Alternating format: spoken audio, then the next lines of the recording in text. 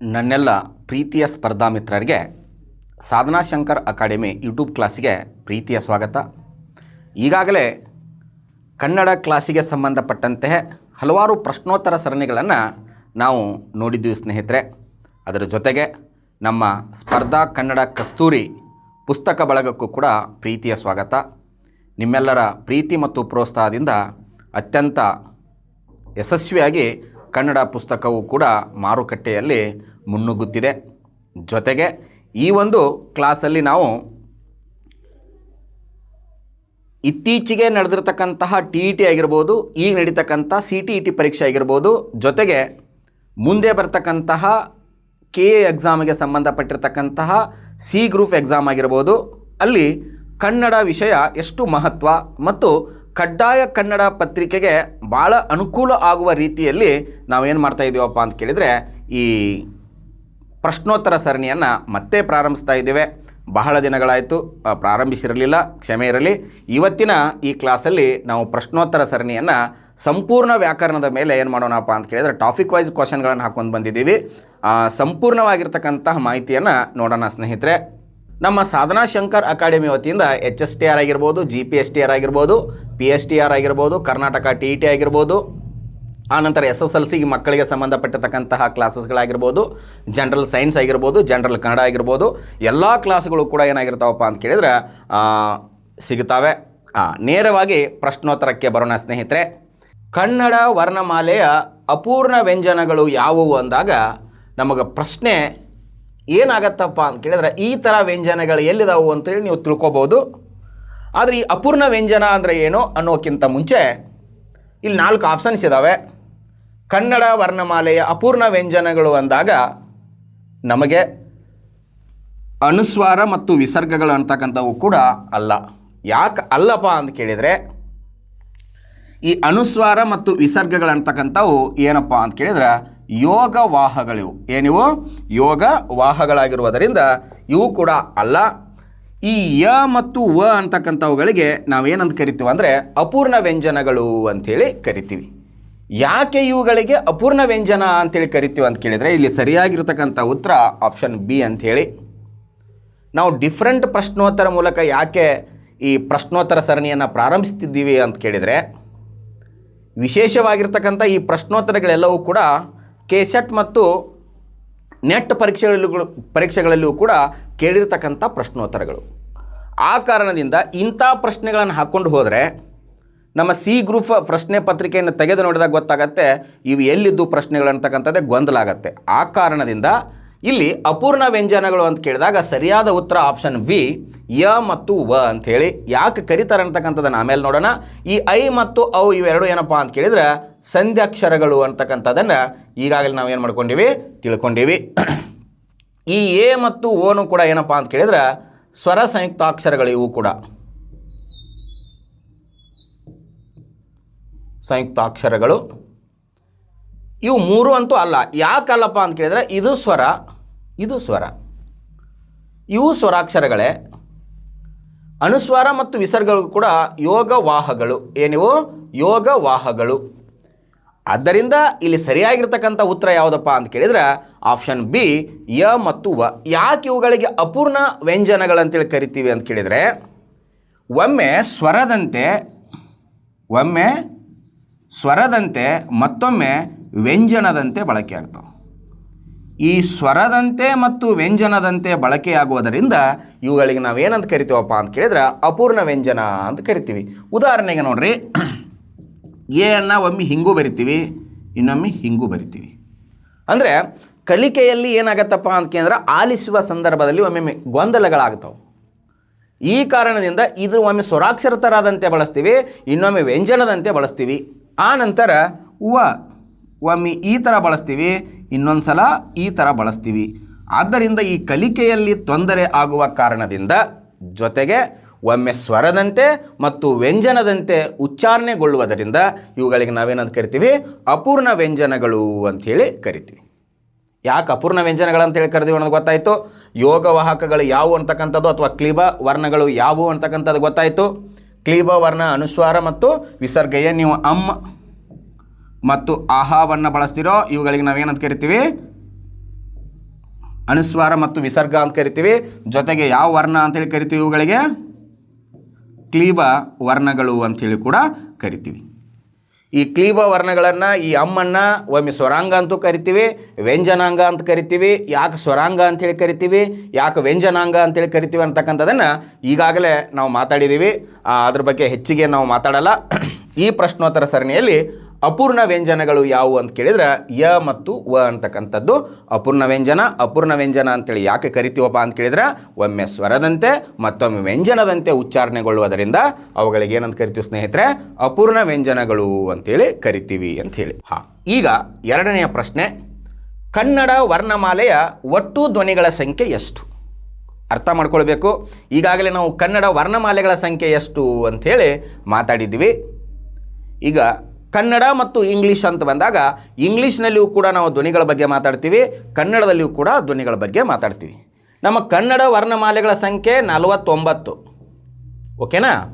ಹಾಗಾದರೆ ಕನ್ನಡ ವರ್ಣಮಾಲೆಯ ಒಟ್ಟು ಧ್ವನಿಗಳ ಸಂಖ್ಯೆ ಎಷ್ಟು ಅಂತ ಕೇಳಿದಾಗ ಒಟ್ಟು ಧ್ವನಿಗಳ ಸಂಖ್ಯೆ ಸರಿಯಾಗಿರ್ತಕ್ಕಂಥ ಉತ್ತರ 27 ಅಂಥೇಳಿ.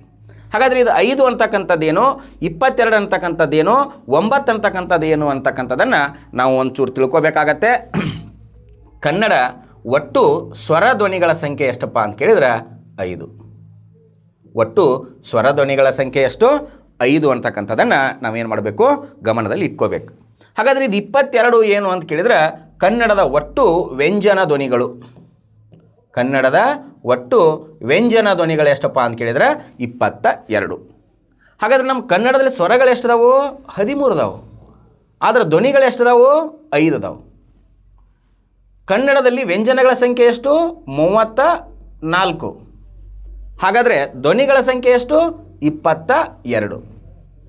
ಹಾಗಾದರೆ ಇದು 9 ಅಂತಕ್ಕಂಥದ್ದು ಏನಪ್ಪ ಅಂತ ಕೇಳಿದ್ರೆ ಕನ್ನಡದಲ್ಲಿರ್ತಕ್ಕಂಥ ವ್ಯಂಜನಗಳನ್ನು ನಾವು 2 ಭಾಗ ಮಾಡ್ತೀವಿ. ಒಂದು ವರ್ಗೀಯ ವ್ಯಂಜನ, ಇನ್ನೊಂದು ಅವರ್ಗೀಯ ವ್ಯಂಜನ ಅಂಥೇಳಿ. ಒಂದು ವರ್ಗೀಯ ವ್ಯಂಜನ, ಇನ್ನೊಂದು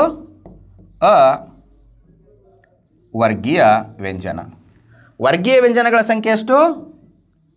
25 ಅಂತೇಳಿ. ಅವರ್ಗೀಯ ವ್ಯಂಜನಗಳ ಸಂಖ್ಯೆ ಎಷ್ಟು? 9. 2 ಸೇರಿದರೆ ಎಷ್ಟು? 34. ಈ 34ಗಳಲ್ಲಿ ಕನ್ನಡ ವರ್ಗೀಯ ವ್ಯಂಜನಗಳ ಧ್ವನಿಗಳ ಸಂಖ್ಯೆ ಎಷ್ಟಪ್ಪ ಅಂತ ಕೇಳಿದ್ರೆ 13 ಅಂಥೇಳಿ ಸ್ನೇಹಿತರೆ.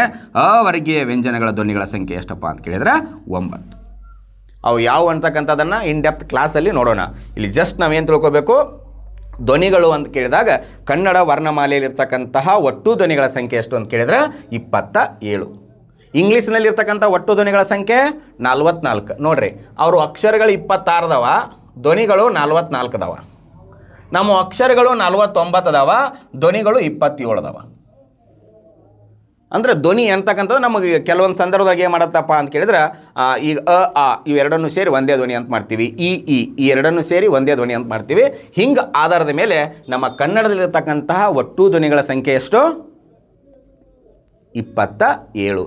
ಸ್ವರ ಧ್ವನಿಗಳ ಸಂಖ್ಯೆ ಎಷ್ಟು ಅಂತ ಕೇಳಿದ್ರೆ 5. ವ್ಯಂಜನ ಧ್ವನಿಗಳ ಸಂಖ್ಯೆ ಎಷ್ಟು ಅಂತ ಕೇಳಿದ್ರೆ 22. ಅವರ್ಗೀಯ ವ್ಯಂಜನ ಧ್ವನಿಗಳ ಸಂಖ್ಯೆ ಎಷ್ಟು ಅಂತ ಕೇಳಿದ್ರೆ 9. ಹಾಗಾದರೆ ವರ್ಗೀಯ ವ್ಯಂಜನ ಅಕ್ಷರಗಳ ಧ್ವನಿಗಳ ಸಂಖ್ಯೆ ಎಷ್ಟು ಅಂತ ಕೇಳಿದ್ರೆ 13. ಇಲ್ಲಿ ಅರ್ಥ ಆಯಿತು ಅಂತ ಅನ್ಕೋತೀನಿ. ನಾನು ಮತ್ತೆ ಮುಂದಿನ ಪ್ರಶ್ನೆಗೆ ಹೋಗೋಣ ಸ್ನೇಹಿತರೆ. ಇಲ್ಲಿ ನೋಡಿ ಸ್ನೇಹಿತರೆ, ಸಹ್ಯಾದ್ರಿ ಪರ್ವತ ಇದು. ಭಾಳ ಸಲ ಈ ಪ್ರಶ್ನೆಯನ್ನು ಪರೀಕ್ಷೆಯಲ್ಲಿ ಕೇಳಿದ್ದಾರೆ. ಈ ಪ್ರಶ್ನೆಯನ್ನು ಯಾವ ಆಧಾರದ ಮೇಲೆ ಕೇಳಿದಾರಪ್ಪ ಅಂತ ಕೇಳಿದರೆ ನಮ್ಮ ನಾಮಪದದ ಪ್ರಕಾರಗಳು ಅಂಥೇಳಿ ನೀವೇನು ಅಧ್ಯಯನ ಮಾಡ್ತೀರೋ ಆ ನಾಮಪದದ ಪ್ರಕಾರಗಳ ಮೇಲೆ ಇರತಕ್ಕಂತಹ ಒಂದು ಪ್ರಶ್ನೆ ಇದು. ಸಹ್ಯಾದ್ರಿ ಪರ್ವತ, ಇಲ್ಲಿ ಸರಿಯಾಗಿರ್ತಕ್ಕಂಥ ಉತ್ತರ ಯಾವುದಪ್ಪ ಅಂತ ಕೇಳಿದರೆ ಇದರಲ್ಲಿ ಅಂಕಿತ ನಾಮ ಅಂಥೇಳಿ. ಸರಿಯಾಗಿರ್ತಕ್ಕಂಥ ಉತ್ತರ ಯಾವುದು?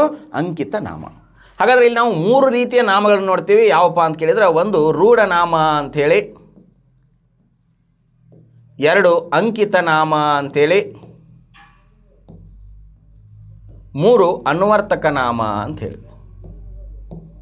ಅನ್ವರ್ತಕ ನಾಮ, ರೂಢನಾಮ, ಅಂಕಿತನಾಮ, ಅನ್ವರ್ತಕ ನಾಮ, 3 ನಾಮಗಳದಾವೆ ಇಲ್ಲಿ.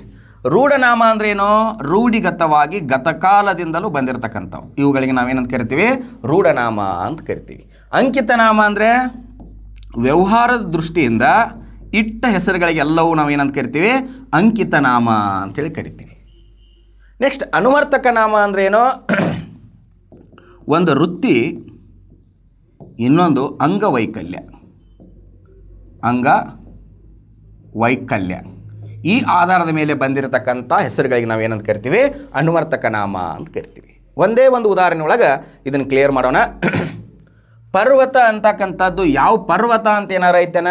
ಇಲ್ಲ. ಪರ್ವತ ಅಂದರೆ ಅದು ರೂಢನಾಮ.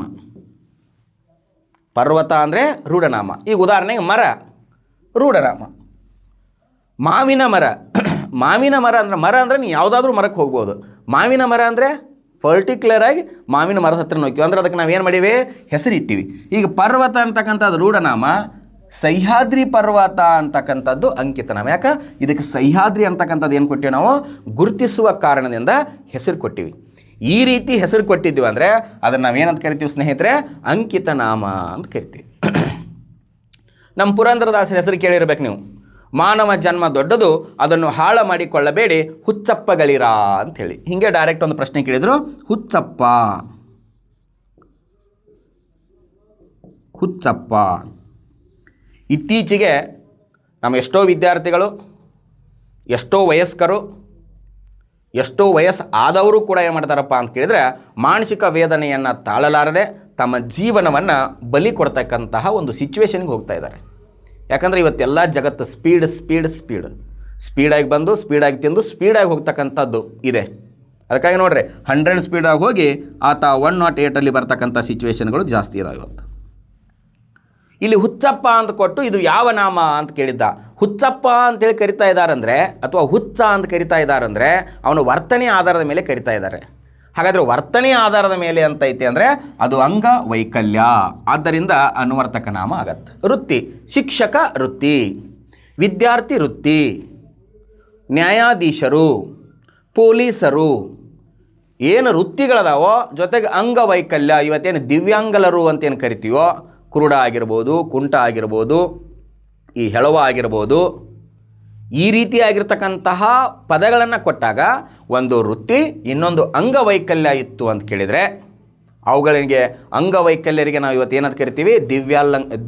ದಿವ್ಯಾಂಗಲರು ಅಂತೇನು ಕರಿತೀವಲ್ಲ, ಆ ದಿವ್ಯಾಂಗಲರು ಕೂಡ ಮತ್ತು ವೃತ್ತಿಪರರು ಕೂಡ ಎದುರಾಗ ಬರ್ತಾರಪ್ಪ ಅಂತ ಕೇಳಿದರೆ ಈ ಅನುವರ್ತಕ ನಾಮದಲ್ಲಿ ಬರ್ತಾರೆ ಸ್ನೇಹಿತರೆ. ಹಾಗಾದರೆ ರೂಢನಾಮ ಅಂದರೆ ಏನು, ಅಂಕಿತ ನಾಮ ಅಂದರೆ ಏನು, ಅನುವರ್ತಕ ನಾಮ ಅಂದರೆ ಏನು ಅಂತಕ್ಕಂಥದ್ದು ಅರ್ಥ ಆಯಿತು ಅಂದ್ಕೋತೀನಿ. ಇಲ್ಲಿ ಪರಿಮಾಣ ವಾಚಕ, ಪರಿಮಾಣ ಅಂದರೆ ತಿಳ್ಕೊಂಬಿಡ್ಬೇಕು, ಗಾತ್ರ ಅಂಥೇಳಿ. ಪರಿಮಾಣ ಅಂದರೆ ಏನು? ಗಾತ್ರ ಅಂಥೇಳಿ. ಒಂದು ಸಲ ಏನಂತ ಕೇಳಿದ್ರಪ್ಪ ಅಂತ ಕೇಳಿದ್ರೆ, ವಿಜಯನಗರ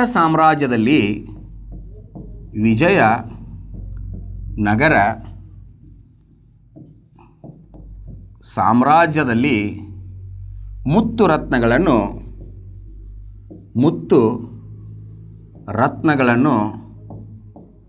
ಬಳ್ಳದಿಂದ ಅಳೆಯುತ್ತಿದ್ದರು ಅಂಥೇಳಿ ಈ ಥರ ಪ್ರಶ್ನೆ ಮಾಡಿ ಬಳ್ಳ ಅಂತೇಳಿ ಒಂದು ಪದವನ್ನು ಕೊಟ್ಟು ಇದು ಯಾವ ವಾಚಕ ಅಂತ ಕೊಟ್ಟಿದ್ದು. ಇಲ್ಲಿ ಬಳ್ಳ ಅಂದರೆ ಏನಪ್ಪ ಅಂತ ಕೇಳಿದರೆ ನಾವೇನು ಮಾತಾಡ್ತೀವಲ್ಲ ಸೇರು ಅಂಥೇಳಿ, ಸೇರು. ಆ ಬಳ್ಳದಿಂದ ಅಳೆಯುತ್ತಿದ್ದರು ಅಂತಕ್ಕಂತಹ ಪದ ಪರಿಮಾಣ ವಾಚಕ. ಪರಿಮಾಣ ಅಂದರೆ ಗಾತ್ರ, ಅಷ್ಟು ಇಷ್ಟು ಹಲವು ಕೆಲವು. ಎಷ್ಟು ತಿಂದಪ್ಪ ಅವನು ಬೆಳಗ್ಗೆ? ಸ್ವಲ್ಪ ಇಷ್ಟೇ ತಿಂದ ಸರ್. ಅವನು ಎಷ್ಟು ತಿಂದೋ? ಅವನು ಇಷ್ಟು ತಿಂದ. ಎಷ್ಟು ತಿಂದ? ಇಷ್ಟು ಅಷ್ಟು. ಅವನು ಎಷ್ಟು ತಿಂದ? ಹಲವು ಕೆಲವು ಅಂಥೇಳಿ. ಅವನು ಎಷ್ಟು ಬಾಳೆಹಣ್ಣುಗಳನ್ನು ತಿಂದ ಅಂತ ಕೇಳಿದರೆ ಅವನು ಕೆಲವು ಬಾಳೆಹಣ್ಣುಗಳನ್ನು ತಿಂದ, ಅವನು ಹಲವು ಬಾಳೆಹಣ್ಣುಗಳನ್ನು ತಿಂದ. ಈ ರೀತಿಯಾಗಿ ಪರಿಮಾಣ ಅಂದರೆ ಗಾತ್ರ ಅಂತ ತಿಳ್ಕೊಬೇಕು. ಗಾತ್ರಕ್ಕೆ ಸಂಬಂಧಪಟ್ಟಿರ್ತಕ್ಕಂಥ ಪದ ಅಲ್ಲಿ ಏನಾದರೂ ಇತ್ತು ಅಂದರೆ ನಾವು ಕಣ್ಣು ಮುಚ್ಚಿಕೊಂಡು ಹಾಕಬೇಕು. ಎದಕ್ಕಂಥೇಳಿ? ಪರಿಮಾಣ ವಾಚಕ ಅಂಥೇಳಿ. ಇನ್ನು ಪ್ರಕಾರ ವಾಚಕ. ಪ್ರಕಾರ ಅಂದ್ರೆ ವಿಂಗಡಣೆ ಮಾಡಿ ಹೇಳೋದ್ರಿ. ಅವನು ಎಂಥವಪ್ಪ ಅಂತ ಕೇಳಿದ್ರೆ ಅವ ಅಂಥವನ, ಅವನು ಇಂಥವನು, ಅವನು ಹಾಗೆ, ಅವನು ಹೀಗೆ ಅಂತೇನು ಬಳಸ್ತೀವಲ್ಲ, ಅಂದರೆ ಅವನು ವಿಂಗಡಣೆ ಮಾಡಿ ಹೇಳ್ತೀವಲ್ಲ, ಪ್ರಕಾರ ಮಾಡಿ ಹೇಳ್ತೀವಲ್ಲ, ಅದಕ್ಕೆ ನಾವೇನಂತ ಕರಿತೀವಿ? ಪ್ರಕಾರವಾಚಕ ಅಂಥೇಳಿ ಕರಿತೀವಿ ಸ್ನೇಹಿತರೆ. ಇಲ್ಲಿ ಗೊತ್ತಾಯಿತು ಅನ್ಕೋತೀನಿ. ಪ್ರಕಾರವಾಚಕ ಅಂದರೆ ಏನು, ಪರಿಮಾಣ ವಾಚಕ ಅಂದ್ರೇನು, ಅಂಕಿತ ನಾಮ ಅಂದ್ರೇನು, ಅನುವರ್ತಕ ನಾಮ ಅಂದ್ರೇನು, ರೂಢನಾಮ ಅಂದ್ರೆ ಏನು ಅಂತಕ್ಕಂಥದ್ದು. ಓಕೆ, ಮುಂದಿನ ಪ್ರಶ್ನೆಗೆ ಹೋಗೋಣ. ಇಲ್ಲೊಂದು ಭಾಳ ಮುಖ್ಯವಾಗಿರ್ತಕ್ಕಂಥ ಪ್ರಶ್ನೆ ಇದೆ. ನಮ್ಮ ಸ್ಪರ್ಧಾರ್ಥಿಗಳೆಲ್ಲರೂ ಈ ಪ್ರಶ್ನೆಯನ್ನು ನೋಡಿ ನಿಮಗೆ ಆನ್ಸರ್ ಒಂದು ತಲೆಯಲ್ಲಿ ಬಂದಿದೆ. ಏನು ಬಂದಿದೆಯಪ್ಪ ಅಂತ ಕೇಳಿದರೆ ಸರಿಯಾದ ಉತ್ತರ ಡಿ ಅಂಥೇಳಿ. ಹೌದಾ? ಆದರೂ ಇರಲಿ. ಲೇಖಕ ಇದರ ಸ್ತ್ರೀಲಿಂಗ ರೂಪ ಯಾವುದು ಅಂಥೇಳಿ. ಇಲ್ಲಿ ನಮಗೇನಪ್ಪ ಅಂದ್ರೆ ಲೇಖಕಿ ಇದು ಸರಿ ಅಂತ ಅನ್ಕೋಬೋದಿತ್ತು, ಬಟ್ ಇದು ಹೋಗಿರುವುದರಿಂದ ಇದು ಅಲ್ಲ ಅಂತೇಳಿ ಇದನ್ನು ತಿರಸ್ಕಾರ ಮಾಡ್ತೀರಿ. ಇದು ಆಗಕ್ಕೆ ಸಾಧ್ಯ ಇಲ್ಲ ಅಂತ ಒಬ್ಬೊಬ್ರು ಅನ್ಕೋತಿರ್ತೀರಿ, ಒಬ್ಬೊಬ್ರು ಆಗಬಹುದು ಅಂತ ಅನ್ಕೊಂಡಿರ್ತೀರಿ. ಲೇಖಿ ಅಂತೂ ಸಾಧ್ಯ ಇಲ್ಲ. ಈ ಎರಡರಲ್ಲಿ ನಮಗೆ ಏನಾಗಿರ್ತೈತಪ್ಪ ಅಂತ ಕೇಳಿದ್ರೆ ಗೊಂದಲ ಸ್ಟಾರ್ಟ್ ಆಗಿರ್ತೈತಿ. ಒಂದೊಂದು ಸಂದರ್ಭದೊಳಗೆ ಏನು ಮಾಡಿದಾರಪ್ಪ ಅಂತ ಕೇಳಿದ್ರೆ ಹಿಂಗೆ ಕೊಟ್ಟಿದ್ದಾರೆ, ಇದು ಸರಿಯಾಗಿರ್ತೈತಿ. ಅಕಸ್ಮಾತ್ ಏನಾದರೂ ಈ ರೀತಿಯಾಗಿ ಮತ್ತು ಈ ರೀತಿಯಾಗಿ ಅನ್ನೋ ಪ್ರಶ್ನೆಯನ್ನು ಕೊಟ್ಟಿದ್ರೆ ಸರಿಯಾಗಿರ್ತಕ್ಕಂಥ ಉತ್ತರ ಯಾವುದಪ್ಪ ಅಂತ ಕೇಳಿದ್ರೆ ಬಿ, ಲೇಖಿಕೆ ಅಂತೇಳಿ. ಅಧ್ಯಾಪಕಿ ಅಲ್ಲ, ಅದು ಅಧ್ಯಾಪಿಕೆ ಅಂಥೇಳಿ. ಅಧ್ಯಾಪಿಕೆ ಅಧ್ಯಾಪಕಿ ವ್ಯತ್ಯಾಸ ಆಗತ್ತೆ. ಮತ್ತು ಅಧ್ಯಕ್ಷೆ ಅಂತ ಬರಿತೀರಿ ಸರ್, ಅಧ್ಯಕ್ಷಿ ಅಂತ ಬರಿತೀರೇನ? ಇಲ್ಲ, ಅಧ್ಯಕ್ಷೆ ಅಂತೇಳಿ. ಕೆಲವೊಂದು ಅಪವಾದಗಳಿರ್ತಾವ, ಆ ರೀತಿಯಾಗಿ ಬಳಸ್ತಕ್ಕಂಥ ಪದಗಳಲ್ಲಿ ಲೇಖಿಕೆ ಇದೇನಪ್ಪ ಅಂತ ಕೇಳಿದ್ರೆ ಸರಿಯಾಗಿರ್ತಕ್ಕಂಥ ಉತ್ತರ. ಲೇಖಕ ಇದರ ಸ್ತ್ರೀಲಿಂಗ ರೂಪ ಯಾವುದು? ಲೇಖಿಕೆ. ಇದನ್ನು ಕೂಡ ಪ್ರಶ್ನೆಯನ್ನು ಕೇಳಿದ್ದಾರೆ ಸ್ನೇಹಿತರೆ. ಇದು ಅರ್ಥ ಆಯಿತು ಅನ್ಕೋತೀನಿ. ಇದರಲ್ಲಿ ಏನು ಎಕ್ಸ್ಪ್ಲನೇಷನ್ ಕೊಡ್ತಕ್ಕಂಥದ್ದು ಏನು ಭಾಳಿಲ್ಲ. ಇದನ್ನು ಮತ್ತೆ ನಾವು ಏನು ಮಾಡೋಣಪ್ಪ ಅಂತ ಕೇಳಿದ್ರೆ ಮುಂದಿನ ಪ್ರಶ್ನೆಗೆ ಹೋಗೋಣ. ಇಲ್ಲೊಂದು ಪ್ರಶ್ನೆ ಇದೆ ನೋಡ್ರಿ. ಈ ಕೆಳಗಿನವುಗಳಲ್ಲಿ ಯಾವುದು ಸಕರ್ಮಕ ಧಾತು ಅಂಥೇಳಿ. ಕೆಳಗಿನವುಗಳಲ್ಲಿ ಯಾವುದು ಸಕರ್ಮಕ ಧಾತು? ಸಕರ್ಮಕ ಅರ್ಥ ಮಾಡ್ಕೋಬೇಕು. ಸಕರ್ಮ ಅಲ್ಲೇ ಇದೆ. ಕರ್ಮ ಏನನ್ನು ಹೇಳ್ತೈತಿ? ಅಣ್ಣು ಅಂತ ಹೇಳ್ತೈತಿ. ಕರ್ಮ ಪದ ಏನು ಹೇಳ್ತೈತಿ? ಅಣ್ಣು ಅಂತಕ್ಕಂಥದ್ದು ಹೇಳ್ತೈತಿ ಅಂತ ತಿಳ್ಕೊಂಡಿರಿ. ಸಕರ್ಮ ಅಂದರೆ ಕರ್ಮವನ್ನು ಬಯಸ್ಬೇಕದ, ಬಯಸಿದಾಗ ಉತ್ತರ ಸಿಗಬೇಕು. ಇಲ್ಲಿ ಒಂದೇ ಅರ್ಥ ಮಾಡ್ಕೊಡ್ರಿ. ಕೆಳಗಿನವುಗಳಲ್ಲಿ ಯಾವುದು ಸಕರ್ಮಕ? ಇಲ್ಲಿ ಎರಡು ರೀತಿಯಾಗಿ ಓದ್ತೀವಿ. ಒಂದು ಸಕರ್ಮಕ, ಇನ್ನೊಂದು ಅಕರ್ಮಕ ಅಂಥೇಳಿ. ಅಕರ್ಮಕ, ಒಂದು ಸಕರ್ಮಕ ಮತ್ತೊಂದು ಅಕರ್ಮಕ ಅಂಥೇಳಿ. ಸಕರ್ಮಕ ಅಂದರೆ ಏನಪ್ಪ ಅಂತ ಕೇಳಿದರೆ ಏನನ್ನು ಅಂಥೇಳಿ ಪ್ರಶ್ನೆ ಮಾಡಿದಾಗ ಉತ್ತರ ಸಿಕ್ತು ಅಂದರೆ ಸಕರ್ಮಕ. ಏನನ್ನು ಅಂತೇಳಿ ಪ್ರಶ್ನೆ ಮಾಡಿದೊಳಗೆ ಉತ್ತರ ಸಿಕ್ತು ಅಂದರೆ ಸಕರ್ಮಕ.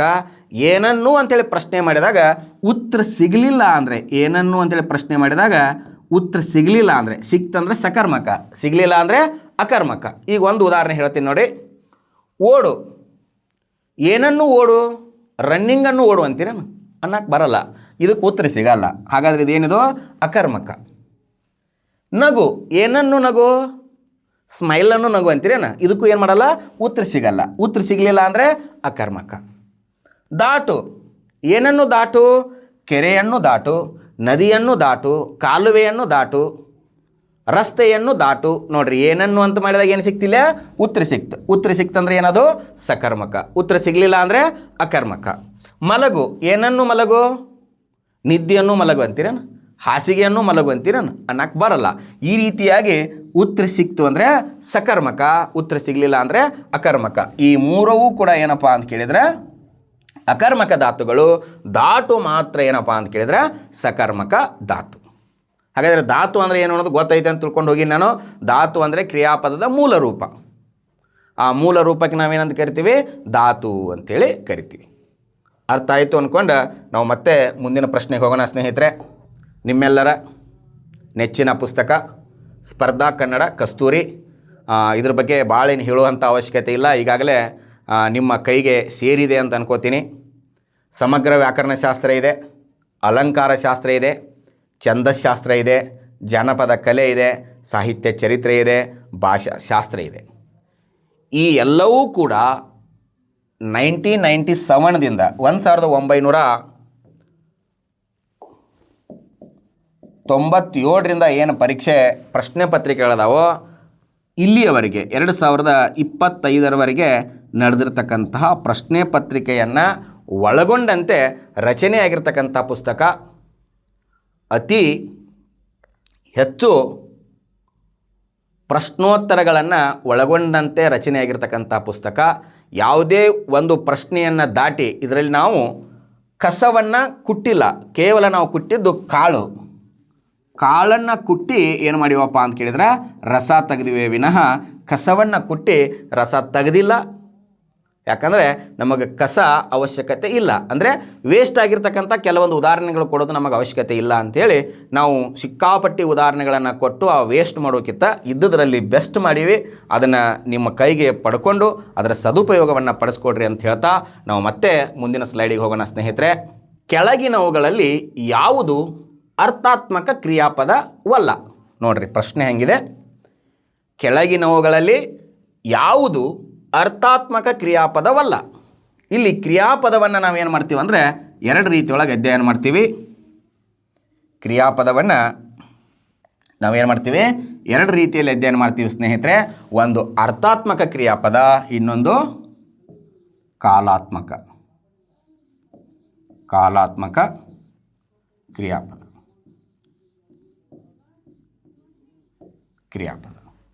ಇಲ್ಲಿ ಅರ್ಥಾತ್ಮಕ ಕ್ರಿಯಾಪದ ಮತ್ತು ಕಾಲಾತ್ಮಕ ಕ್ರಿಯಾಪದ. ಇಲ್ಲಿ ಪ್ರಶ್ನೆ ಏನು ಹೇಳಿದಾರೆ ಅವರು, ಅರ್ಥಾತ್ಮಕ ಕ್ರಿಯಾಪದವಲ್ಲ. ನಾವು ಎಷ್ಟೋ ವಿದ್ಯಾರ್ಥಿಗಳು ಸ್ಪರ್ಧಾರ್ಥಿಗಳು ಏನು ಮಾಡ್ತೀವಪ್ಪ ಅಂತ ಕೇಳಿದರೆ ಮುಂದಿನ ಲಾಸ್ಟಿಂದ ಓದಲ್ಲ, ಭಾಳ ಈಜಿ ಐತಿ ಅಂತೇಳಿ ಗಡಬಡ ಮಾಡಿ ಗುಂಡು ಹಾಕ್ತೀವಿ. ಹಾಗೆ ಗಡಬಡಿಸಿನೂ ಕೂಡ ಗುಂಡು ಹಾಕಬಾರ್ದು, ಪ್ರಶ್ನೆಗಳನ್ನು ಅರ್ಥೈಸಿ ಗುಂಡು ಹಾಕಬೇಕು. ಅರ್ಥಾತ್ಮಕ ಕ್ರಿಯಾಪದ ಅಂತ ಕೇಳಿದರೆ ಅರ್ಥದ ದೃಷ್ಟಿಯಿಂದ ಇರ್ತಕ್ಕಂಥ ಕ್ರಿಯಾಪದಗಳು. ಕಾಲಾತ್ಮಕ ಕ್ರಿಯಾಪದ ಅಂತ ಕೇಳಿದರೆ ಕಾಲದ ಆಧಾರದ ಮೇಲೆ ಇರ್ತಕ್ಕಂತಹ ಕ್ರಿಯಾಪದಗಳು. ಇಲ್ಲಿ ಕಾಲಾತ್ಮಕ ಕ್ರಿಯಾಪದ ಅಂತ ಕೇಳಿದಾಗ ಯಾವ ಬರ್ತಾವೆ ಅಂತ ಕೇಳಿದರೆ ವರ್ತಮಾನ ಕಾಲ, ಭೂತಕಾಲ, ಮತ್ತೊಂದು ಭವಿಷ್ಯತ್ ಕಾಲ ಅಂತೇಳಿ.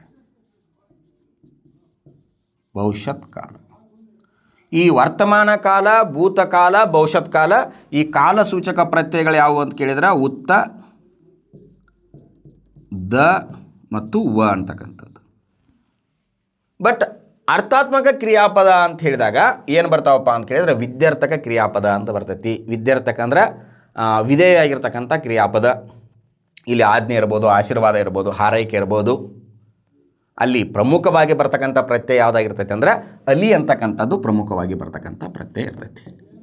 ಒಳ್ಳೆಯದಾಗಲಿ, ಅವನಿಗೆ ಗುಣಮುಖವಾಗಲಿ, ಅವನು ಹಾಳಾಗಿ ಹೋಗಲಿ, ಶುಭವಾಗಲಿ, ಮಂಗಳವಾಗಲಿ, ಜಯವಾಗಲಿ, ಸಾಯಲಿ, ಮತ್ತು ಹಂಗಂತೇಳಿ ಅಲಿ ಬರ್ತೈತೆ ಅಂತೇಳಿ ಮಮ್ಮದಲ್ಲಿ ಅಂತೇಳಿ ಪದಕ್ಕೆ ಗುಂಡು ಹಾಕಬಾರ್ದು.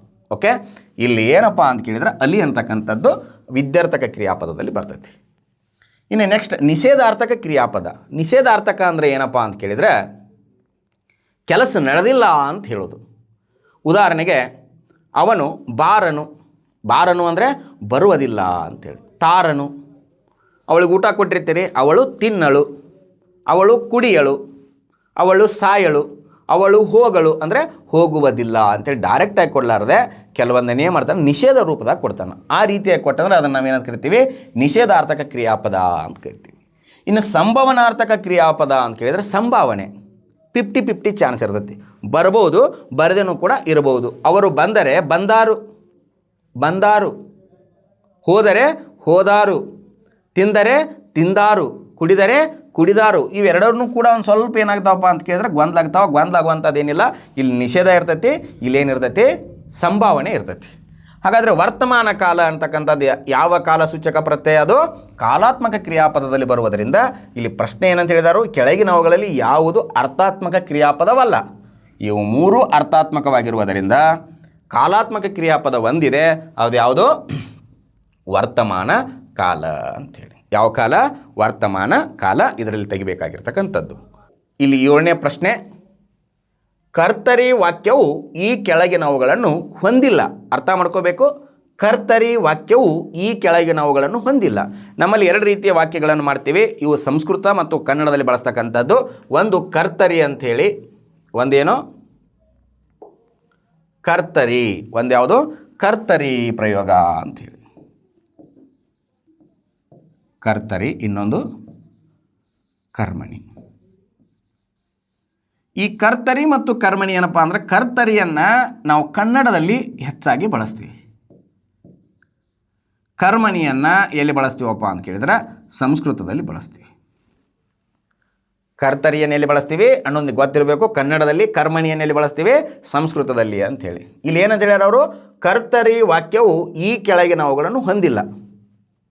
ಅಂದರೆ ಕರ್ತರಿ ವಾಕ್ಯದಲ್ಲಿ ಇದು ಬರಂಗಿಲ್ಲ ಅಂಥೇಳಿ. ಕನ್ನಡದಲ್ಲಿ ಕರ್ತರಿ ಪ್ರಯೋಗ ಹೆಚ್ಚು. ಹಾಗಾದರೆ ಇದೇನು ಬರ್ತೈತಿ? ಕರ್ತರಿ ವಾಕ್ಯದಲ್ಲಿ ಈ ಕೆಳಗಿನವುಗಳನ್ನು ಹೊಂದಿಲ್ಲ ಅಂದ್ರೆ ಇಲ್ಲದ್ದು ಹೇಳ್ಬೇಕು ನಾವಿಲ್ಲಿ. ಅಂದರೆ ಕರ್ಮಣಿ ಒಳಗೆ ಯಾವುದು ಬರ್ತೈತೆ ಅನ್ನೋದು ಹೇಳ್ಬೇಕು. ಕರ್ಮ ದ್ವಿತೀಯಾಂತವಾಗಿರುತ್ತದೆ. ಅಲ್ಪಡು ಪದ ಪ್ರಯೋಗವಾಗುತ್ತದೆ. ಕರ್ಮ ಪದ ಪ್ರಥಮಾಂತವಾಗಿರುತ್ತದೆ. ಕರ್ಮಪದ ಪ್ರಥಮಾಂತವಾಗಿರುತ್ತದೆ. ಅರ್ಥ ಮಾಡ್ಕೊಳ್ಬೇಕು. ಹೊಂದಿಲ್ಲ ಅಂತ ಕೇಳಿದಾಗ ಇದ್ರಾಗ ಬರದೇ ಇರತಕ್ಕಂಥದ್ದು ಯಾವುದು ಅಂತ ಕೇಳಿದರೆ ಅದು ಯಾವುದಪ್ಪ ಅಂತ ಕೇಳಿದರೆ ಸರಿಯಾದ ಉತ್ತರ ಅಲ್ಪಡು ಪದ ಪ್ರಯೋಗವಾಗುತ್ತದೆ. ಇದು ಕರ್ತರಿ ವಾಕ್ಯವು ಕೆಳಗಿನವುಗಳನ್ನು ಹೊಂದಿಲ್ಲ ಅಂತ ಹೇಳಿದಾಗ ಇದನ್ನು ಮಾತ್ರ ಹೊಂದಿಲ್ಲ, ಈ ಮೂರನ್ನು ಕೂಡ ಹೊಂದಿದೆ. ಯಾಕಂದರೆ ಕನ್ನಡದಲ್ಲಿ ಹೆಚ್ಚು ಬಳಸ್ತೀವಿ.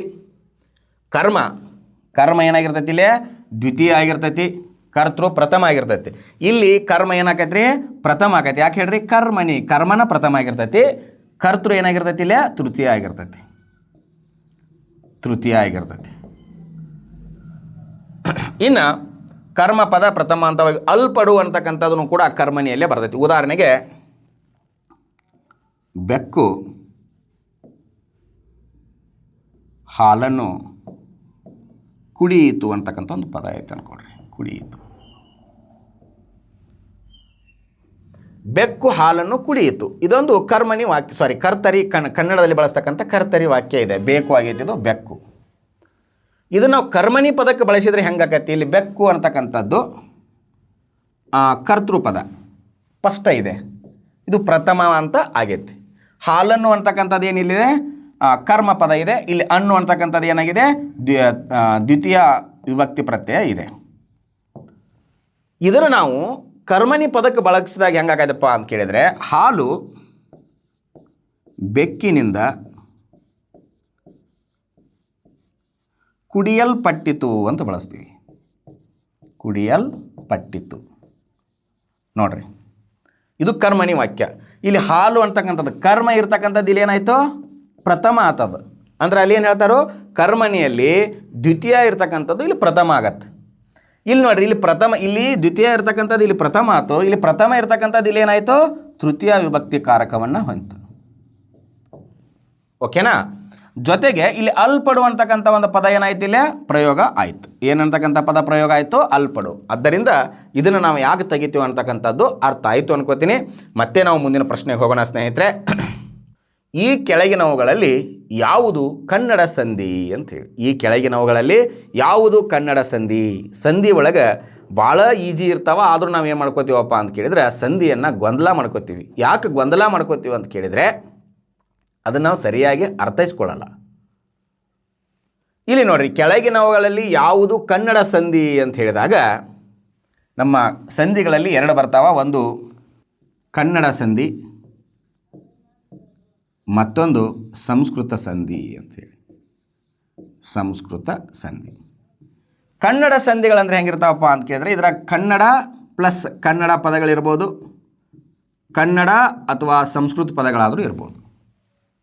ಸಂಸ್ಕೃತ ಸಂಧಿಯಲ್ಲಿ ಏನಿರ್ತಾವೆ, ಸಂಸ್ಕೃತ ಪ್ಲಸ್ ಸಂಸ್ಕೃತ ಪದಗಳೇ ಇರ್ತಾವೆ. ಇಲ್ಲಿ ನೋಡ್ರಿ, ಕನ್ನಡ ಸಂಧಿ ಅಂತ ಕೇಳಿದಾಗ ನಮ್ಮ ಕನ್ನಡದಲ್ಲಿ ಎಷ್ಟು ಸಂಧಿಗಳು ಬರ್ತಾವಪ್ಪ ಅಂತ ಕೇಳಿದ್ರೆ ಮೂರು ಸಂಧಿಗಳು ಬರ್ತಾವ. ಒಂದು ಲೋಪ, ಎರಡು ಆಗಮ, ಮೂರು ಆದೇಶ ಅಂತೇಳಿ. ಇಲ್ಲಿ ಪ್ರಶ್ನೆ ಏನಿದೆ, ಈ ಕೆಳಗಿನವುಗಳಲ್ಲಿ ಯಾವುದು ಕನ್ನಡ ಸಂಧಿ? ಇದನ್ನು ನೋಡಿದ್ಮೇಲೆ ನನಗೆ ಗೊತ್ತಾಗ್ಬಿಡುತ್ತೆ ನಿಮಗೆ, ಲೋಪ ಸಂಧಿ ಅಂತೇಳಿ. ಹಾಗಾದರೆ ಸಂಸ್ಕೃತ ಸಂಧಿಗಳಂತ ಯಾವ ಬರ್ತಾವ? ಸಂಸ್ಕೃತದಲ್ಲಿನೂ ಕೂಡ ಸಂಧಿಗಳು ಬರ್ತಾವ. ಯಾವುದಂದ್ರೆ ಸವರ್ಣ ದೀರ್ಘ ಸಂಧಿ ಆಗಿರ್ಬೋದು, ಗುಣಸಂಧಿ ಆಗಿರ್ಬೋದು, ಎಣ್ಣ ಸಂಧಿ ಆಗಿರ್ಬೋದು, ವೃದ್ಧಿ ಸಂಧಿ. ಇವು ಸ್ವರ ಸಂಧಿಗಳು. ಕನ್ನಡದ ಸ್ವರ ಸಂಧಿಗಳು ಎರಡೇ, ಒಂದು ಲೋಪ, ಇನ್ನೊಂದು ಆಗಮ. ಒಂದು ಕಳ್ಕೋದು, ಒಂದು ಬರುವುದು. ಆದೇಶ ಮಾಡೋದಲ್ಲ. ಇದು ಏನಪ್ಪ ಅಂತ ಕೇಳಿದ್ರೆ ವ್ಯಂಜನ ಸಂಧಿ. ಎಂಥ ಸಂಧಿದು? ವ್ಯಂಜನ ಸಂಧಿ. ಇಲ್ಲಿ ನೋಡ್ರಿ, ಸಂಸ್ಕೃತದೊಳಗೆ ಸ್ವರ ಸಂಧಿಗಳು ಬರ್ತಾವ, ವ್ಯಂಜನ ಸಂಧಿಗಳು ಕೂಡ ಬರ್ತಾವೆ. ಯಾವಪ್ಪ ಅಂತ ಕೇಳಿದರೆ ಜಸ್ತ್ವ ಸಂಧಿ ಆಗಿರ್ಬೋದು, ಆನಂತರ ಚುತ್ವ ಸಂಧಿ ಆಗಿರ್ಬೋದು, ಚುತ್ವ ಸಂಧಿ ಆಗಿರ್ಬೋದು. ಆನಂತರ ಯಾವುದಪ್ಪ ಅಂದರೆ ಅನುನಾಸಿಕ ಸಂಧಿ ಆಗಿರ್ಬೋದು, ಅನುನಾಸಿಕ ಸಂಧಿ, ವಿಸರ್ಗ ಸಂಧಿ. ಇವೆಲ್ಲ ಏನಪ್ಪ ಅಂತ ಅಂದರೆ ಸಂಸ್ಕೃತ ವ್ಯಂಜನ ಸಂಧಿಗಳಾಗಿರ್ತವೆ. ಅಂದರೆ ಕನ್ನಡ ಸಂಧಿಗಳು ಮತ್ತು ವ್ಯಂಜನ ಸಂಧಿಗಳು. ಇಲ್ಲಿ ಏನು ಕೇಳಿದಾರೆ ಅವರು, ಈ ಕೆಳಗಿನವುಗಳಲ್ಲಿ ಯಾವುದು ಕನ್ನಡ ಸಂಧಿ? ಸಂಧಿಗಳನ್ನು ಈಸಿಯಾಗಿ ನೆನಪಿಟ್ಕೋಬೋದು ಮೈಂಡ್ ಮ್ಯಾಪಿಂಗ್ ಮೂಲಕ. ಈಗ ಹೇಳೋಕೆ ಅದು ಅಷ್ಟೊಂದು ಸೂಕ್ತ ಅನಿಸಲ್ಲ. ಮತ್ತೆ ನಾವು ಮುಂದಿನ D5 ಏನು ಕ್ಲಾಸ್ ಮಾಡ್ತಿರ್ತೀವೋ ಆ ಕ್ಲಾಸಲ್ಲಿ ಸಂಪೂರ್ಣವಾಗಿರ್ತಕ್ಕಂತಹ ಕನ್ನಡ ವ್ಯಾಕರಣವನ್ನು ಏನು ಮಾಡೋಣಪ್ಪ ಅಂತ ಕೇಳಿದ್ರೆ ನೋಡೋಣ ಸ್ನೇಹಿತರೆ. ಈಗ ಮುಂದೆ ಹೋಗೋಣ. ಉತ್ತರ ಪದ ಪ್ರಧಾನವುಳ್ಳ ಸಮಾಸ ಯಾವುದು ಅಂಥೇಳಿ. ಉತ್ತರ ಪದ ಪ್ರಧಾನವುಳ್ಳ ಸಮಾಸ. ಸಮಾಸದಲ್ಲಿ ನಾವು ಏನು ಮಾಡ್ತೀವಿ ಅಂತ ಕೇಳಿದರೆ 4 ಪ್ರಧಾನ ಭಾಗ ಮಾಡ್ತೀವಿ. ಒಂದು ಪೂರ್ವ ಪದ ಅಂಥೇಳಿ, ಇನ್ನೊಂದು ಉತ್ತರ ಪದ ಅಂಥೇಳಿ, ಮತ್ತೊಂದು ಉಭಯ ಪದ ಅಂಥೇಳಿ, ಮತ್ತೊಂದು ಅನ್ಯ ಪದ ಅಂಥೇಳಿ. ಪೂರ್ವ ಪದ, ಉತ್ತರ ಪದ, ಉಭಯ ಪದ, ಅನ್ಯ ಪದ, ಈ 4 ಭಾಗವಾಗ ವಿಂಗಡಣೆ ಮಾಡ್ತೀವಿ. ಇದರಲ್ಲಿ ಏನಂತ ಕೇಳಿದ್ದಾರೆ ಅವರು, ಉತ್ತರ ಪದ ಪ್ರಧಾನವುಳ್ಳ ಸಮಾಸ ಯಾವುದು ಅಂಥೇಳಿ. ಇಲ್ಲಿ ನೋಡ್ರಿ, ಅಂಶಿ ಅಂತಕ್ಕಂಥದ್ದು ಏನಪ್ಪ ಅಂತ ಕೇಳಿದರೆ ಇದು ಪೂರ್ವ ಪದ ಪ್ರಧಾನವುಳ್ಳ ಸಮಾಸ. ದ್ವಂದ್ವ ಅಂತಕ್ಕಂಥದ್ದು ಏನಪ್ಪ ಅಂತ ಕೇಳಿದ್ರೆ ಉಭಯ ಪದ ಪ್ರಧಾನವುಳ್ಳ ಸಮಾಸ. ಬಹುರ್ವಿಹಿ ಅಂತಕ್ಕಂಥದ್ದು ಏನಪ್ಪ ಅಂತ ಕೇಳಿದ್ರೆ ಅನ್ಯ ಪದ ಪ್ರಧಾನ ಸಮಾಸ. ಯಾವ ಪದ ಪ್ರಧಾನ ಸಮಾಸ? ಅನ್ಯ ಪದ. ಬಹುರ್ವಿಹಿ ಅಂತಕ್ಕಂಥದ್ದು ಅನ್ಯ ಪದ ಪ್ರಧಾನ ಸಮಾಸ. ಪೂರ್ವ ಪದ, ಉತ್ತರ ಪದ, ಉಭಯ ಪದ, ಅನ್ಯ ಪದ. ಇನ್ನು ಇವು 3 ಮಾತಾಡಿದ ಮೇಲೆ ಉಳಿದಿರ್ತಕ್ಕಂಥದ್ದು ಯಾವುದು? ದ್ವಿಗು ಸಮಾಸ.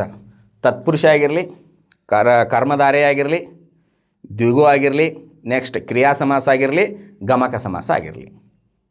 ಇವು ಏನಪ್ಪ ಅಂತ ಕೇಳಿದ್ರೆ ಪೂರ್ವ ಪದ ಪ್ರಧಾನವುಳ್ಳ ಉತ್ತರ ಪದ ಪ್ರಧಾನವುಳ್ಳ ಸಮಾಸಗಳು. ಯಾವ ಪದ ಪ್ರಧಾನವುಳ್ಳ ಸಮಾಸಗಳು? ಉತ್ತರ ಪದ ಪ್ರಧಾನವುಳ್ಳ ಸಮಾಸಗಳು. ಸಮಾಸಗಳಂದಾಗ ಈ ದ್ವಿಗು ಸಮಾಸ ಅಂದರೆ ಇಲ್ಲಿ ಪ್ರಧಾನವಾಗಿ ಬರ್ತಕ್ಕಂಥದ್ದು ಏನಪ್ಪ ಅಂತ ಕೇಳಿದ್ರೆ ಸಂಖ್ಯೆ. ಅಂಶಿ ಸಮಾಸ ಅಂತ ಕೇಳಿದರೆ ಇಡೀ ವಸ್ತುವಿನಲ್ಲಿ ಒಂದು ಭಾಗವನ್ನು ಸೂಚಿಸ್ತಕ್ಕಂಥದ್ದು ಅಂಶಿ ಸಮಾಸ ಆಗಿರ್ತೈತಿ. ದ್ವಂದ್ವ ಸಮಾಸ ಹೆಸರಿಗೆ ಅಷ್ಟೇ ದ್ವಂದ್ವ, ಬಟ್ ಎಲ್ಲ ಪದಗಳು ಕೂಡ ಇಲ್ಲಿ ಏನಾಗಿರ್ತಾವಪ್ಪ ಅಂತ ಕೇಳಿದ್ರೆ ಪ್ರಧಾನ ಆಗಿರ್ತಾವ. ಬಹುರ್ವಿಹಿ ಸಮಾಸ ಅನ್ಯ ಪದ ಪ್ರಧಾನ ಸಮಾಸ. ಯಾಕಂದರೆ ಇದನ್ನು ವಿಗ್ರಹ ಮಾಡಿ ಬರೆಯುವುದೇ ಒಂಥರ ಇದ್ದರೆ ಇದನ್ನು ಸಮಾಸ ಪದನ ಮತ್ತೊಂದು ಅರ್ಥವನ್ನು ಪಡ್ಕೊಂಡಿರ್ತೈತಿ. ಆದ್ದರಿಂದ ಇದನ್ನು ನಾವೇನಂತ ಕರಿತೀವಿ? ಅನ್ಯ ಪದ ಪ್ರಧಾನ ಸಮಾಸ ಅಂಥೇಳಿ ಕರಿತೀವಿ. ಅರ್ಥ ಆಯಿತು ಅನ್ಕೋತೀನಿ. ಮತ್ತೆ ಮುಂದಿನ ಪ್ರಶ್ನೆಗೆ ಹೋಗೋಣ ಸ್ನೇಹಿತರೆ. ಸುಮ್ಮನೆ ಎಂಬುದು ಈ ಕೆಳಗಿನ ಯಾವ ಅವ್ಯಯವಾಗಿದೆ ಅಂಥೇಳಿ ಇಲ್ಲಿ ಹೇಳ್ತಾರೆ ಅವರು. ಸಾಮಾನ್ಯ ಅವ್ಯಯ, ಕ್ರಿಯಾರ್ಥ ಅವ್ಯಯ, ಭಾವಸೂಚಕ ಅವ್ಯಯ, ಅವಧಾರಣಾರ್ಥಕ ಅವ್ಯಯ ಅಂಥೇಳಿ ಅವ್ಯಯದಲ್ಲಿ ಬರ್ತಕ್ಕಂಥ ಪ್ರಕಾರಗಳು. ಇಲ್ಲಿ ಸಿಂಪಲ್ಲಾಗಿ ನೆನಪಿಟ್ಕೋಬೇಕು. ಸಾಮಾನ್ಯ ಅವ್ಯಯ ಅಂದರೆ ಏನಪ್ಪ ಅಂತ ಕೇಳಿದರೆ ಒಂದು ಕೆಲಸದ ರೀತಿಯನ್ನು ತಿಳಿಸ್ತೈತಿ. ಅದು ಕೆಲಸದ ರೀತಿಯನ್ನು ತಿಳಿಸ್ತೈತಿ. ಯಾವುದಿದು? ಸಾಮಾನ್ಯ ಅವ್ಯಯ ಅಂದ್ರೆ ಮೊದಲು ತಿಳ್ಕೊಳ್ರಿ. ಆನಂತರ ಕ್ರಿಯಾರ್ಥ ಅವ್ಯಯ ಅಂದರೆ ಏನಪ್ಪ ಅಂತ ಕೇಳಿದ್ರೆ ಒಂದು ಕೆಲಸ ಮುಗಿದಿರ್ತಕ್ಕಂಥದ್ದು ಅಂದ್ರೆ ಪೂರ್ಣಾರ್ಥವನ್ನು ತಿಳಿಸ್ತೈತಿ. ಭಾವಸೂಚಕ ಅವ್ಯಯ ಅಂದರೆ ಅದರ ಭಾವನೆಯನ್ನು ಸೂಚಿಸ್ತೈತಿ. ಅವಧಾರಣೆ ಅಂತಕ್ಕಂಥದ್ದು ಏನು ಸೂಚಿಸ್ತದೆಪ್ಪ ಅಂತ ಕೇಳಿದ್ರೆ ಅಂತಕ್ಕಂಥ ಕಾರವನ್ನು ಸೂಚಿಸ್ತದೆ.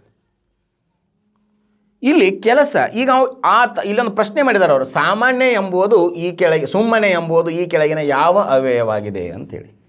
ಅಲ್ಲಿ ನೋಡ್ರಿ, ಆತ ಹೇಗೆ ಕುಳಿತಿದ್ದಾನೆ ಅಂತ ಕೇಳಿದ್ರೆ ನೀವೇನು ಹೇಳ್ತೀರಿ? ಆತ ಸುಮ್ಮನೆ ಕುಳಿತಿದ್ದಾನೆ ಅಂಥೇಳಿ. ಅಂದರೆ ಅವನ ರೀತಿಯನ್ನು ಸೂಚಿಸಾಕತೈತೆ. ಅವನು ಹೆಂಗೆ ಕೂತಾನೆ ಇಲ್ಲೇ? ಸುಮ್ಮನೆ ಅಂಥೇಳಿ. ಸುಮ್ಮನೆ ಅಂತಕ್ಕಂಥದ್ದು ಏನಪ್ಪ ಅಂತ ಕೇಳಿದ್ರೆ ಸಾಮಾನ್ಯ ಅವ್ಯಯ. ಆತ ಹೇಗೆ ಬರ್ತಾ ಇದ್ದಾನೆ ಅಂತ ಕೇಳಿದ್ರೆ ಮೆಲ್ಲನೆ ಬರ್ತಾ ಇದ್ದಾನೆ. ನಿಮ್ಮ ಅಭ್ಯಾಸ ಹೇಗೆ ಸಾಗಿದೆ ಅಂತ ಕೇಳಿದಾಗ ನೀವು ಚೆನ್ನಾಗಿ ಸಾಗಿದೆ. ನಿಮ್ಮ ಸುತ್ತಲೂ ಯಾರಿದ್ದಾರೆ ಅಂತ ಕೇಳಿದರೆ ನಮ್ಮ ಸುತ್ತಲೂ ಸರ್ಪಗಾವಲು ಇದೆ. ಸುತ್ತಲೂ, ಸುಮ್ಮನೆ, ಚೆನ್ನಾಗಿ ಅಂದರೆ ಅಲ್ಲಿ ಕೆಲಸ ನಡೆದ ರೀತಿಯನ್ನು ತಿಳಿಸ್ತಿತ್ತು. ಅಂದರೆ ಅದು ಯಾವ ಅವ್ಯಯ ಆಗಿರ್ತೈತಿ? ಸಾಮಾನ್ಯ ಅವ್ಯಯ ಅಂತೇಳಿ. ಇನ್ನು ಕ್ರಿಯಾರ್ಥ ಅವ್ಯಯ ಅಂದ್ರೆ ಪೂರ್ಣಾರ್ಥವನ್ನು ಸೂಚಿಸ್ತೈತಿ. ನೀವು ಊಟ ಮಾಡಿದ್ದೀರಾ? ಹೌದು. ಹೌದು ಅಂತಕ್ಕಂಥದ್ದೇನೋ ಪೂರ್ಣ ಅರ್ಥವನ್ನು ಸೂಚಿಸ್ತೈತಿಲ್ರಿ. ಇಲ್ಲ ಅಂತಕ್ಕಂಥದ್ದು ಪೂರ್ಣ ಅರ್ಥವನ್ನು ಸೂಚಿಸ್ತೈತಿ. ಉಂಟು, ನಿಮ್ಮ ಮನೆಯಲ್ಲಿ ನಿಮ್ಮ ತಂದೆ ಇದ್ದಾರೆ. ಉಂಟು. ಉಂಟು ಅಂತಕ್ಕಂಥದ್ದನ್ನು ಕೂಡ ಏನು ಮಾಡ್ತೈತಿ? ಪೂರ್ಣ ಅರ್ಥವನ್ನು ಸೂಚಿಸ್ತೈತಿ. ಹಿಂಗೆ ಪೂರ್ಣ ಅರ್ಥವನ್ನು ಸೂಚಿಸ್ತಿದ್ವು ಅಂದರೆ ಅವುಗಳಿಗೆ ನಾವೇನಂತ ಕರಿತೀವಿ? ಕ್ರಿಯಾರ್ಥ ಅವ್ಯಯ ಅಂಥೇಳಿ ಕರಿತೀವಿ. ಇನ್ನು ನೆಕ್ಸ್ಟ್ ಭಾವಸೂಚಕ ಅವ್ಯಯ ಅಂಥೇಳಿ. ಯಾವ ಸೂಚಕ ಅವ್ಯಯ? ಭಾವಸೂಚಕ ಅವ್ಯಯ. ಹಾಗಾದರೆ ಭಾವಸೂಚಕ ಅವ್ಯಯ ಅಂದರೆ ಏನು? ನಿಮ್ಮ ಭಾವನೆಯನ್ನು ಸಡನ್ ಫೀಲಿಂಗನ್ನು ವ್ಯಕ್ತಪಡಿಸ್ತಕ್ಕಂಥದ್ದು. ಈಗ ನೀವು ಹೊರಟಿರ್ತೀರಪ್ಪ, ಹೋಗೋದು ನಾವು ಫಸ್ಟ್ ಕ್ಲಾಸ್ ಒಂದು ಹಬ್ಬ ನಿಮ್ಮ ಮುಂದೆ ಬಂದು ನಿಂತು ಬಿಡ್ತೀವಿ ಅಂದರೆ ಹೆಡೆ ತಗೊಂಡು ಏನು ಮಾಡಿಬಿಡ್ತೀರಿ? ಹಬ್ಬ ಅಂತೀರಿ.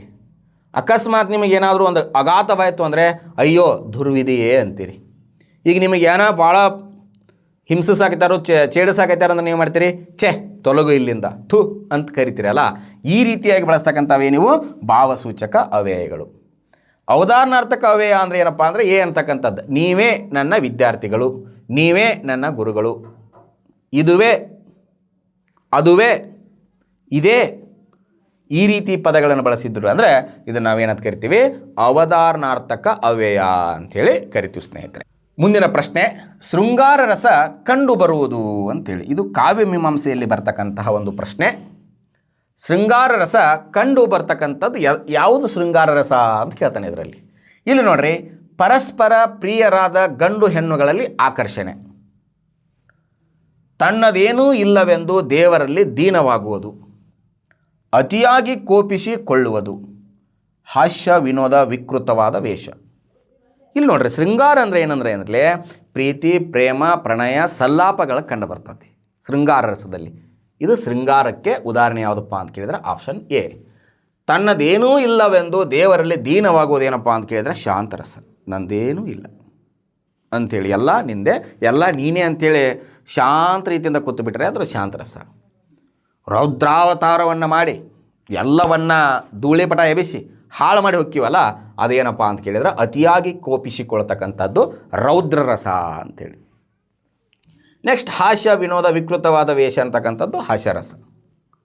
ಈ ರೀತಿಯಾಗಿ ರಸಗಳ ಮೇಲೂ ಕೂಡ ಏನು ಮಾಡುತ್ತಾರಪ್ಪ ಅಂತ ಕೇಳಿದರೆ ಪ್ರಶ್ನೆಗಳನ್ನು ಕೇಳಿದ್ದಾರೆ ಸ್ನೇಹಿತರೆ, ಕೇಳಬಹುದು. ಅದಕ್ಕಾಗಿ ಇದು ಕೂಡ ಒಂಚೂರು ಏನಿರಲಿ ಅರ್ಥೈಸ್ಕೊಳ್ಳಿ ಅಂತಕ್ಕಂಥ ಕಾರಣದಿಂದ ಇದು ಒಂದು ಪ್ರಶ್ನೆ ಇದೆ. ಮತ್ತೆ ಮುಂದಿನ ಪ್ರಶ್ನೆಗೆ ಹೋಗೋಣ. ಒಳಗಿನಿಂದ ಗುಂಡು ಹೊಡೆದರೆ ಮುಂಗಾರು ಸಿಡಿಲು ಸಿಡಿದಂಗ ಅಂಥೇಳಿ. ಎಲ್ಲಿಂದ ಗುಂಡು ಹೊಡೆದರೆ? ಒಳಗಿನಿಂದ ಗುಂಡು ಹೊಡೆದರೆ ಮುಂಗಾರು ಸಿಡಿಲು ಸಿಡಿದಂಗ. ಅಂದರೆ ಗುಂಡು ಹೆಂಗಿತ್ತಪ್ಪ ಅಂತ ಕೇಳಿದ್ರೆ ಮುಂಗಾರದ ಸಿಡಿಲಿ ಹೆಂಗೆ ಬೀಳ್ತೈತಲ್ಲ ಹಂಗಿತ್ತು ಅಂಥೇಳಿ. ಇದು ಯಾವ ಅಲಂಕಾರ ಅಂಥೇಳಿ ಕೇಳ್ತಾರೆ. ಇಲ್ಲಿ ನೋಡ್ರಿ, ಅಲಂಕಾರಗಳನ್ನು 4 ಅಲಂಕಾರಗಳನ್ನು ಕೊಟ್ಟಾರೆ ಇಲ್ಲಿ. ಒಂದು ರೂಪಕಾಲಂಕಾರ, ಉಪಮಾಲಂಕಾರ, ಶ್ಲೇಷಾಲಂಕಾರ, ಉತ್ಪ್ರೇಕ್ಷ ಅಲಂಕಾರ ಅಂಥೇಳಿ. ಇಲ್ಲಿ ಸಿಂಪಲ್ ಇದ್ರ ಬಗ್ಗೆ ಮೊದಲು ಅರ್ಥ ಮಾಡ್ಕೋಬೇಕು. ಎರಡೂ ಒಂದೇ ಅಂತ ಹೇಳಿದರೆ ಅದು ರೂಪಕ, ಒಂದೇ ಅಂತ ಹೇಳ್ತೈತೆ ಅದು ರೂಪಕ. ಇದು ಹೋಲಿಕೆ ಮಾಡಿ ಹೇಳ್ತೈತಿ, ಅದು ಉಪಮ. ಹೋಲಿಕೆ ಮಾಡಿ ಹೇಳಿದರೆ ಏನು? ಉಪಮ. ಶ್ಲೇಷ, ಶ್ಲೇಷ ಅಂದರೆ ಏನಪ್ಪ ಅಂತ ಕೇಳಿದರೆ 2 ಅರ್ಥ ಇರ್ತೈತಿ. ಶ್ಲೇಷ ಅಂದರೆ ಏನು? 2 ಅರ್ಥ ಇರ್ತೈತೆ. ಅಂದರೆ ನಾನಾರ್ಥಗಳು ಇರ್ತಾವೆ ಇಲ್ಲಿ. ಬರೀ 2 ಅಂದರೆ 2 ಅಲ್ಲ, 2ಕ್ಕಿಂತ ಹೆಚ್ಚು ಅರ್ಥಗಳು ಇರ್ಬೋದು. ನಾನಾರ್ಥಗಳಿದ್ದು ಅಂದರೆ ಅದು ಶ್ಲೇಷ ಅಲಂಕಾರ. ಉತ್ಪ್ರೇಕ್ಷ ಅಲಂಕಾರ ಅಂದರೆ ಏನಪ್ಪ ಅಂತ ಕೇಳಿದರೆ ಹೊಗಳಿಕೆ ಇರ್ತೈತಿ. ಹೊಗಳಿಕೆ ಇತ್ತು ಅಂದರೆ ಅದು ಯಾವ ಅಲಂಕಾರ ಆಗಿರ್ತೈತಿ? ಉತ್ಪ್ರೇಕ್ಷ ಅಲಂಕಾರ ಆಗಿರ್ತೈತಿ. ಈಗ ನಾನು ಹೇಳ್ತೀನಿ ಹೃದಯ ಶಾರದೆ ಅಂತ ಹೇಳಿ. ಹೃದಯ ಶಾರದೆ ಇದು ಯಾವ ಅಲಂಕಾರ ಅಂಥೇಳಿ ಕೇಳಿದರು ಅಂತ ಕೇಳಿದರೆ, ಇಲ್ಲಿ ಹೃದಯ ಬೇರೆ ಅಲ್ಲ, ಶಾರದೆ ಬೇರೆ ಅಲ್ಲ, ಎರಡೂ ಒಂದೇ ಅಂತ ಹೇಳ್ತಕ್ಕಂಥ ಪದ ಕಂಡು ಬರುವುದರಿಂದ ಇದನ್ನು ನಾವೇನಂತ ಕರಿತೀವಿ? ರೂಪಕ ಅಲಂಕಾರ ಅಂಥೇಳಿ ಕರಿತೀವಿ. ಇನ್ನು ನೆಕ್ಸ್ಟ್, ಹೃದಯ ಸಮುದ್ರ. ಈಗಾಗಲೇ ಮಾತಾಡಿ ನಾನು ಹೃದಯ ಸಮುದ್ರ. ಹೃದಯ ಬೇರೆ ಅಲ್ಲ, ಸಮುದ್ರ ಬೇರೆ ಅಲ್ಲ. ಯಾಕೆ? ಸಮುದ್ರದಲ್ಲಿಯೂ ಕೂಡ ಅಲೆಗಳು ಬರ್ತಾವ, ಹೃದಯದಲ್ಲಿಯೂ ಕೂಡ ಏನಾಗತ್ತೆ? ಅಲೆಗಳು ಬರ್ತಿರ್ತಾವ. ಅಂದರೆ ಹೃದಯ ಬೇರೆ ಅಲ್ಲ, ಸಮುದ್ರ ಬೇರೆ ಅಲ್ಲ ಮತ್ತು ಹೃದಯ ಬೇರೆ ಅಲ್ಲ, ಎರಡೂ ಒಂದೇ ಅಂತ ಹೇಳಿದರೆ ಅದನ್ನು ಕೂಡ ನಾವೇನಂತ ಕರಿತೀವಿ? ಉಪಮಾ ಅಲಂಕಾರ ಅಂತ ಕರಿತೀವಿ. ಇನ್ನು ರೂಪಕ ಗೊತ್ತಾಯಿತು. ಇನ್ನು ಉಪಮಾ ಅಲಂಕಾರ ಅಂದರೆ ಹೋಲಿಕೆ ಇರ್ತೈತಿ. ಹೋಲಿಕೆ ಅಂದರೆ ಇಲ್ಲಿ 4 ವಸ್ತುಗಳಿರ್ತಾವೆ. ಒಂದು ಉಪಮೇಯ, ಉಪಮಾನ, ಸಮಾನ ಧರ್ಮ, ಉಪಮ, ವಾಚಕ ಅಂತೇಳಿ.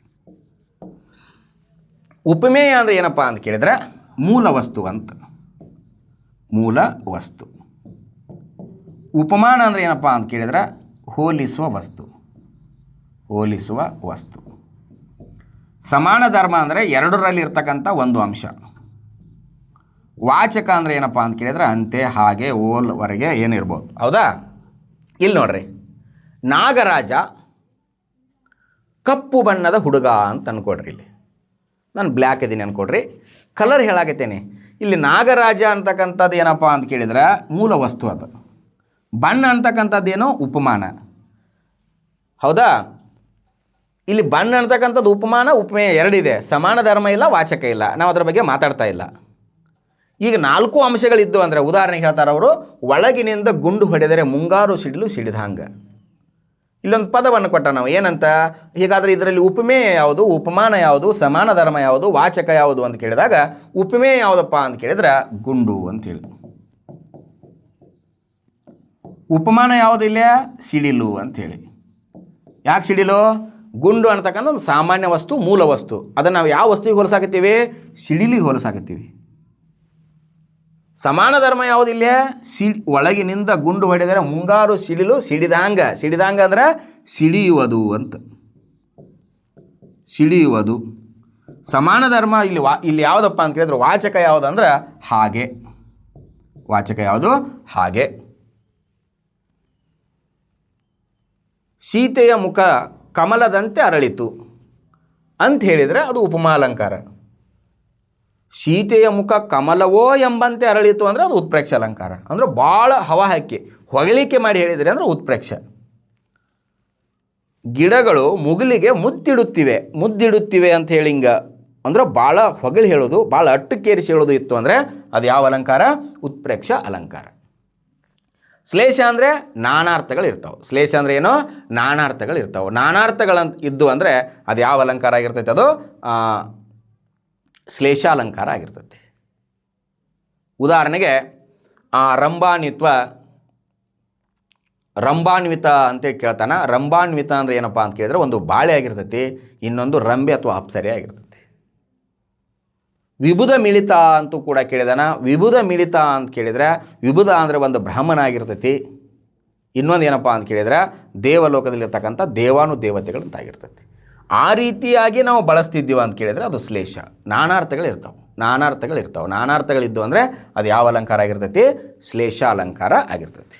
ಓಕೆ, ಎಲ್ಲ ನನ್ನ ಪ್ರೀತಿಯ ಸ್ಪರ್ಧಾ ಮಿತ್ರರಿಗೆ ತುಂಬು ಹೃದಯದ ಧನ್ಯವಾದಗಳನ್ನು ಹೇಳುವ ಮುಂಚೆ, ಏನನ್ನಾದರೂ ಸಾಧಿಸ್ರಿ, ಪ್ರೀತಿಯಿಂದ ಸಾಧಿಸ್ರಿ. ನಿಮ್ಮ ಜೀವನಕ್ಕೆ ಯಾವುದೇ ರೀತಿ ಹಾನಿ ಮಾಡ್ಕೊಳ್ಳೋದಾಗಲಿ, ತೊಂದರೆ ಮಾಡ್ಕೊಳ್ಳೋದಾಗಲಿ, ತಾಪತ್ರಯಗಳನ್ನು ಮಾಡೋಕ್ಕೆ ಹೋಗಬೇಡ್ರಿ. ಪರೀಕ್ಷೆ ಅಂತಕ್ಕಂಥದ್ದು ಇದು ಜೀವನದಲ್ಲಿ ಬರ್ತಕ್ಕಂಥ ಒಂದು ಕಾಲಘಟ್ಟ. ಆಗ್ತಿರ್ತಾವ, ಏಜ್ ಹೋಯ್ತು ಅಂತೇಳಿ ಟೆನ್ಷನ್ ಮಾಡ್ಕೊಳಕ್ಕೆ ಹೋಗಬೇಡ್ರಿ. ಯಾಕಂದರೆ ಜೀವನ ಇನ್ನೂ ತುಂಬ ಇದೆ. ಪರೀಕ್ಷೆ ಅಂತಕ್ಕಂಥದ್ದು ನಮ್ಮ ಜೀವನಕ್ಕೆ ನಡೆಸಲಿಕ್ಕೆ ಬೇಕಾಗಿರ್ತಕ್ಕಂಥ ಒಂದು ಅವಶ್ಯಕವಾಗಿರ್ತಕ್ಕಂಥದ್ದು ಹೌದು. ಆದರೆ ಅದನ್ನೇ ಜೀವನ ಅನ್ಕೊಳ್ತಕ್ಕಂಥದ್ದು ತಪ್ಪು ಅಂತಕ್ಕಂಥದ್ದನ್ನು ನಾನು ಈ ಸಂದರ್ಭದಲ್ಲಿ ಹೇಳ್ತೀನಿ. ಜೊತೆಗೆ ಈ ಪರೀಕ್ಷೆ ಅಂತಕ್ಕಂಥದ್ದು ಪ್ರತಿಯೊಬ್ಬರು ನಾವು ಯಾವ ರೀತಿಯಾಗಿ ಥಿಂಕ್ ಮಾಡ್ತೀವೋ ಆ ರೀತಿಯಾಗಿ ಪರೀಕ್ಷೆಯನ್ನು ಎದುರಿಸ್ತೀವಿ. ನಮ್ಮ ಥಿಂಕಿಂಗ್ ಪವರು ಕೂಡ ಏನಾಗಿರ್ಬೇಕಪ್ಪ ಅಂತ ಕೇಳಿದ್ರೆ ಚೇಂಜ್ ರೂಪದೊಳಗಿತ್ತು ಅಂದರೆ ನಾವು ಪರೀಕ್ಷೆಯಲ್ಲಿ ಯಶಸ್ವಿಯನ್ನು ಕಾಣೋಕ್ಕೆ ಸಾಧ್ಯ. ಅದಕ್ಕಾಗಿ ಮತ್ತೊಮ್ಮೆ ಹೇಳ್ತೀನಿ, ಯಾರೂ ಹೊರೆಯಾಗಕ್ಕೆ ಹೋಗಬೇಡ್ರಿ, ನೀವು ದೊರೆ ಆಗ್ರಿ, ಯಾರೂ ಬೇಸರಾಗಕ್ಕೆ ಹೋಗಬೇಡ್ರಿ, ಆಸರಾಗ್ರಿ ಅಂತಕ್ಕಂಥ ಮಾತನ್ನು ಹೇಳ್ತಾ, ಮತ್ತೆ ನಿಮಗೆ ಹೆಚ್ಚಿನ ಕ್ಲಾಸ್ ಬೇಕಾದರೆ ಕಮೆಂಟ್ಸ್ ಮೂಲಕ ತಿಳಿಸಿ, ಮತ್ತೆ ಹೆಚ್ಚಿನ ಕ್ಲಾಸ್ಗಳನ್ನು ಮಾಡೋಣ ಸ್ನೇಹಿತರೆ. ಎಲ್ಲರಿಗೂ ತುಂಬ ಹೃದಯದ ಧನ್ಯವಾದಗಳು. ಮತ್ತೆ ಮುಂದಿನ ವಿಡಿಯೋದಲ್ಲಿ ಭೇಟಿಯಾಗೋಣ. ನಮಸ್ಕಾರ.